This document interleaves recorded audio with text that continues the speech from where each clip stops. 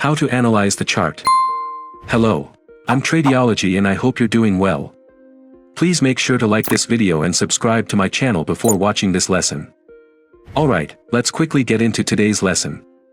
Many times, we get confused when trying to analyze a chart and don't know where to start. Or the chart looks so messy and complicated that we get completely lost and lose the ability to analyze. Today, I want to teach you exactly what to do at each step. Let's go to MetaTrader. Imagine a chart like this is placed in front of you and someone asks you to analyze it. At first glance, it might seem difficult. But the first step is always to look for a strong move. These moves have special signs, but as I said, I'm not here to teach you things to memorize. These movements usually indicate the beginning of a trend, unless in certain cases which I'll explain later in the video. So, whenever you see these moves, you can hope you're at the beginning of a trend. This movement could be a large candle that looks different from the others, or several candles in a row. The main sign is their strength, and also the fact that these moves usually break key levels. I hope you write these points down or watch the video several times. After these strong moves, our first expectation is the formation of a price channel. So, how does this channel form and by what mechanism? Pay close attention. After the strong move, a correction happens, and this is where we realize that we are very likely entering a new price phase, unless, during the correction, we suddenly see another very sharp strong move, which means we are still in the spike phase and the new phase hasn't started yet. But usually, after the correction, a new phase begins. A very important point is that the correction should be relatively large. Not every correction means we are entering a channel. Once the correction is done, we usually expect another move in the direction of the market. Can price reverse right here? Yes. We always analyze based on higher probability, nothing is certain. If anyone talks to you with certainty about the financial markets, run away. We expect a channel to form after the correction, and we can usually find good buying opportunities at the bottom of the channel. So, price moves in the form of a correction and then upward movement, and again we expect another correction and upward movement. Did you notice something? Once we know a channel is forming, our mind automatically looks for buy positions in those areas, which increases your success rate.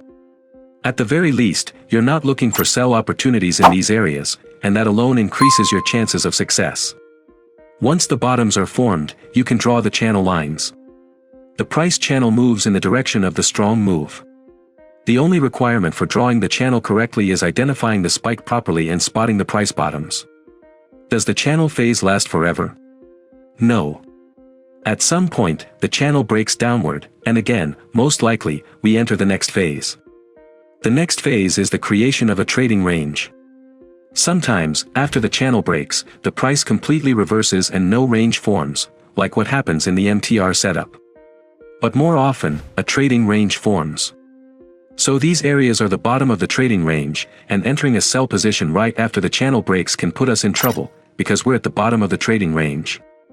So it's better to wait for the range to form, draw its top and bottom, and once it breaks out, the probable trend will be in that direction.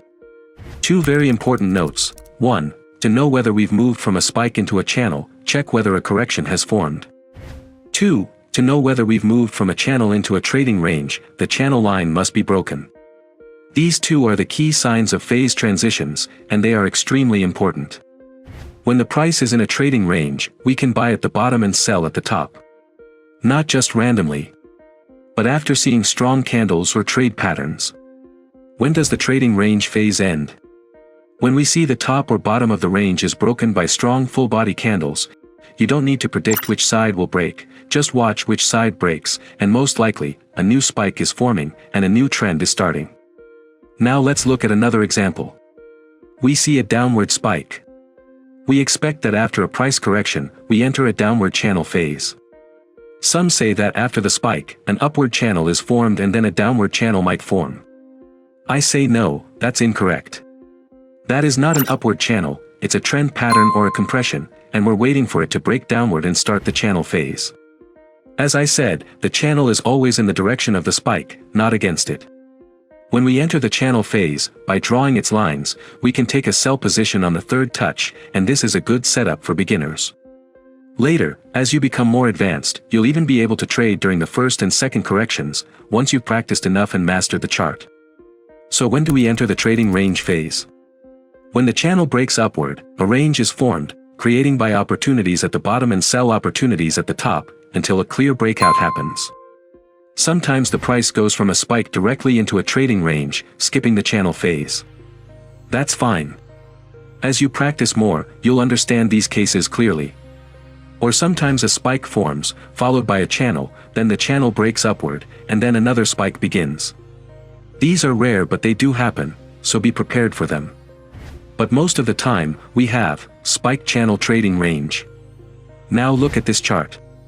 Can you tell me which phase we're in? It's hard, right? I understand.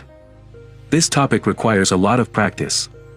To be honest, what I see is a large trading range. Just zoom out and look at the chart from a higher view, you'll see that the price is in a big trading range, and this movement likely belongs to a higher time frame. I'll talk about multiple time frame analysis in the next video. Look at this example. Maybe you say, I don't see a spike. That's correct, the price is moving inside a large channel, which belongs to higher time frames, so we need to zoom out or switch to a higher time frame, and then we'll understand the phase. Sometimes, we see a spike, and then the price rises sharply, but immediately falls again, without forming the expected phases after the spike. This can make you feel that technical analysis doesn't work, and you might get really frustrated. But what's the reason? Most likely, the price hit a very strong level, and because we were focused only on the current area, we missed the important levels from the past. So when we expected a correction and the start of a channel, the resistance pushed the price down hard. That's why you must always consider important levels, both in the current time frame and in the higher time frames, to increase the chances of successful trades. Also, if you pay attention to this area, you'll see the price formed a strong downward spike and then reverse strongly upward. This is a V-shaped pattern, which forms because of strong levels that we didn't notice in real time. In the next video, I'll talk about multi-time frame analysis and how to properly draw your zones from higher time frames to lower ones. That's when this topic will make complete sense to you, so don't worry. In this video, I try to teach you how price can move, and how we can be prepared for these moves and anticipate them to trade in the probable direction. I hope you enjoyed today's topic. If so, please support this video with your likes and comments, and also subscribe to my channel so I can create even better and stronger content for you. Thank you.